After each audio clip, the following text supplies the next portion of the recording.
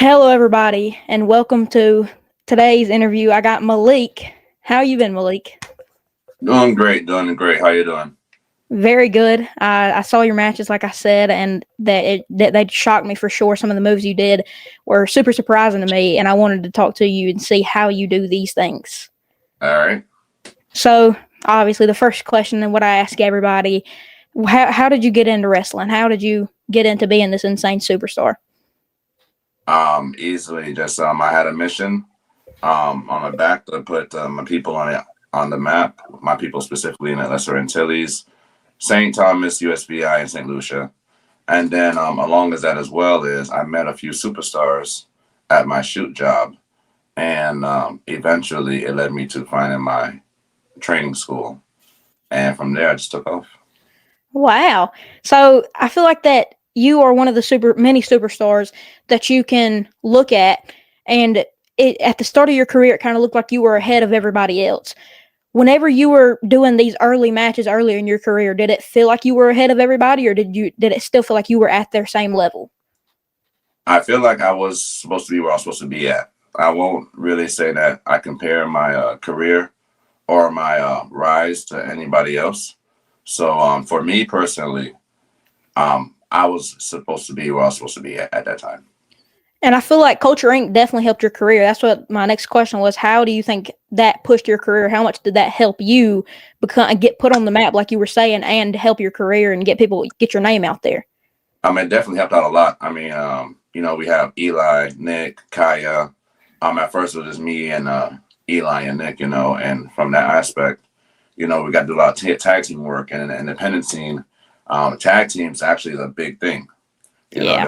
There are a lot of good tag teams. There's tag teams, then there's makeshift tag teams, and then there's like the ones that just glue together, and that was me, Eli, and Nick, and then when we threw Kaya in there, it just took us that much further. Yeah.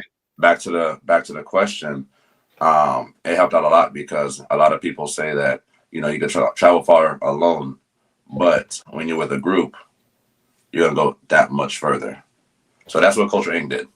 Yeah, and I talked to Eli, and I asked him what match that he could go back and rewatch any day that was super great, and he said that you and his tag matches were one of the ones that he was like, that was great. So it looks like that you and Eli both helped out each other, and now it's looking like Eli's doing great things with that SummerSlam tryout.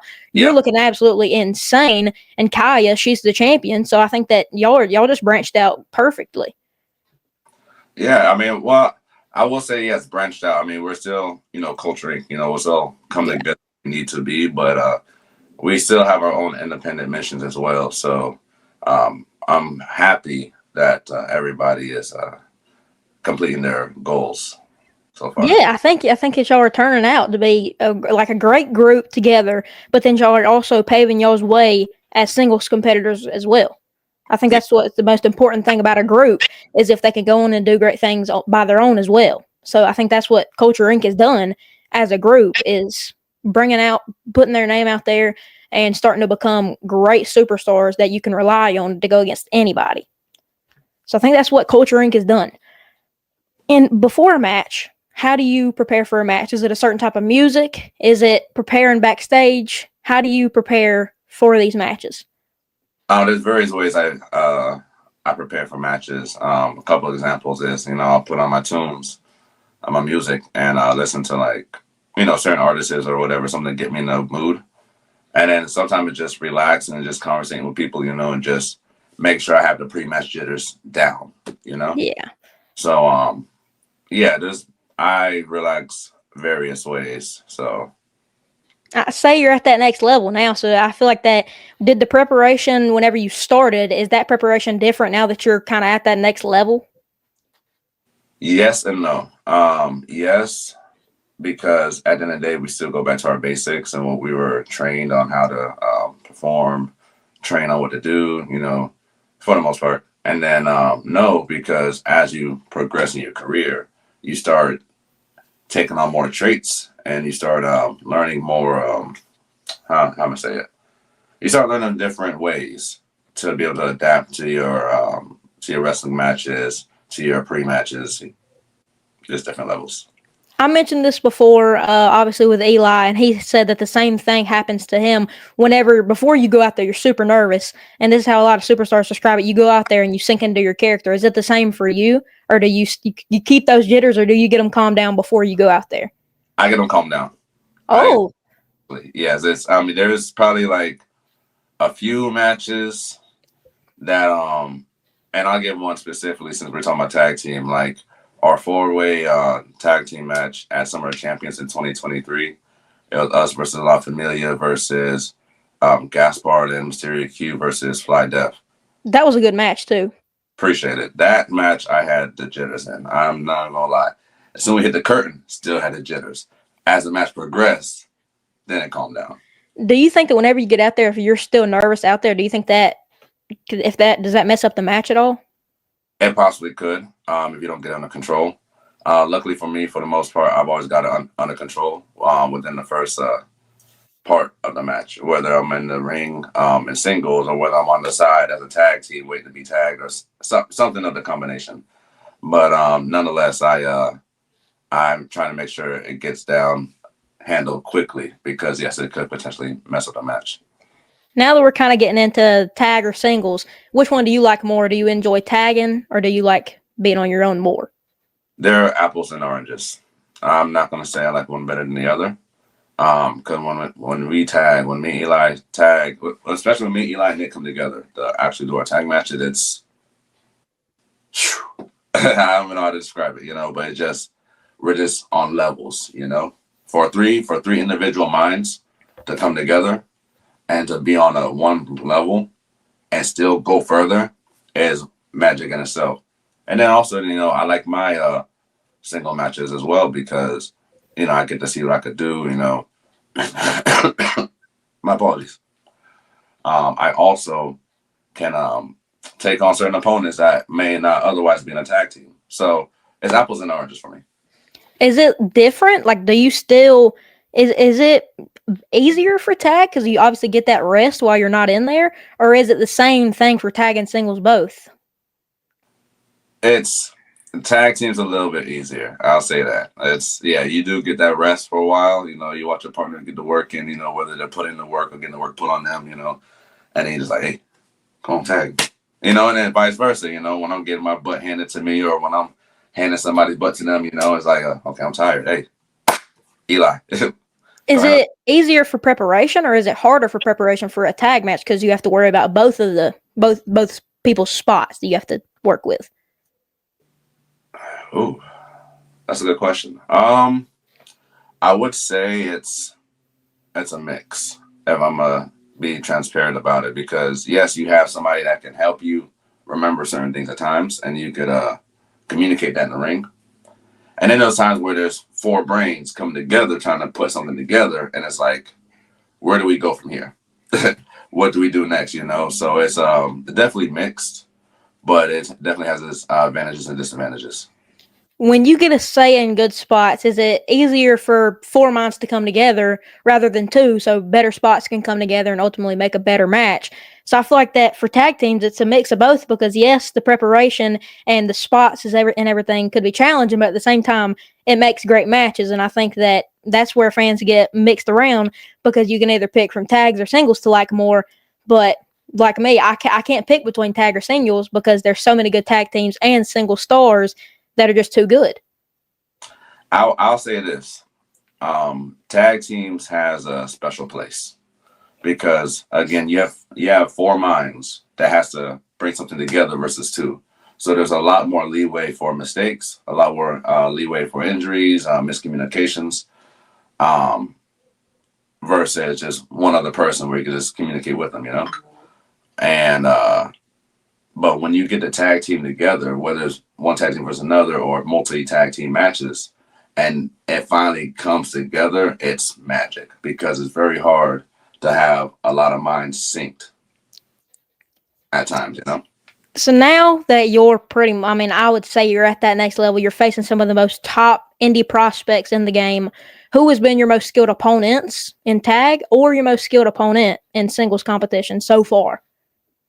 Oh, I'm not going to put a top like as in the number one, because that's just way too many.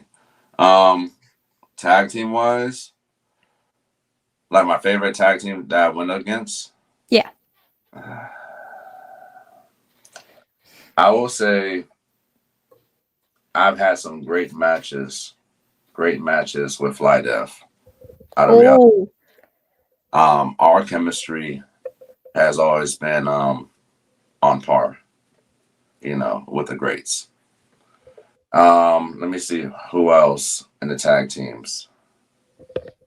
Um, Main event, we went against them a couple times. Yeah, they do their thing. y'all pair perfect. Like my favorite tag teams are high flying tag teams. Y'all fit that description. But is it easier to go against the high flying tag team, or is it harder because y'all are both doing the same flippy stuff? So do you think it turns out in a better match against the high flying team, or do you think that a heavier set team is better to go against, high flyer versus heavy set? Which one do you think is easier to work with? Story wise, you would say heavier versus a flying type, but I've had fun wrestling wrestling flying types as well too, because yeah, bodies everywhere, and then the crowd gets to enjoy the athleticism from both teams, which one team I will give an honorary shout out to, because I was impressed when we went against them. It was Jackson Drake. Oh, Uh, they're ID prospects. They're there. Yeah, I mean Jackson Drake, he's doing his thing with the Evolve Championship. Yep. Very proud of him. Went up against him, I think, when he was 16, and then Yep. Malachi when he was 17, or vice versa. But me and Eli went against them in North Carolina, Firestar Pro Wrestling, um, ran by LeBron Cozone. I told him, I'm like, wow, y'all are age wise, what I'm saying, I'm up here, y'all down here, But athleticism, where I was like, wow, like this was one of my best matches ever, you know. And then, so I'm gonna keep on going. Now I'm starting to think more. The first tag team that actually pushed me, Eli, I would say would be Troy Hollywood and Hunter Law. They were OEO. So yeah, tag team has a special place in my heart. Now for my singles, I went up against Lindsay Rios. That was a great match. I went up against excuse me, I don't know why I said Lindsay Rios. I was about to say both the names. Lindsay Dorado. Mm. And then I went up against Jay Rios, in singles. And I've had some of my best matches with them. They taught me a lot. So, yeah. Like I said, apples and oranges. I have fun on both sides, but I do have my preferences at times. And it's good that you get to choose which one you kind of want to do, because you get a taste of the singles action, but then you also get a taste of tag action where you can bring that both together and become a better superstar overall and just make magic everywhere. Yes. My question, I was wondering if I was going to say it or not. I was kind of trying to get there. Is there a difference between a reality of wrestling locker room versus like a GCW or something like that? Like, is there a difference between those locker rooms?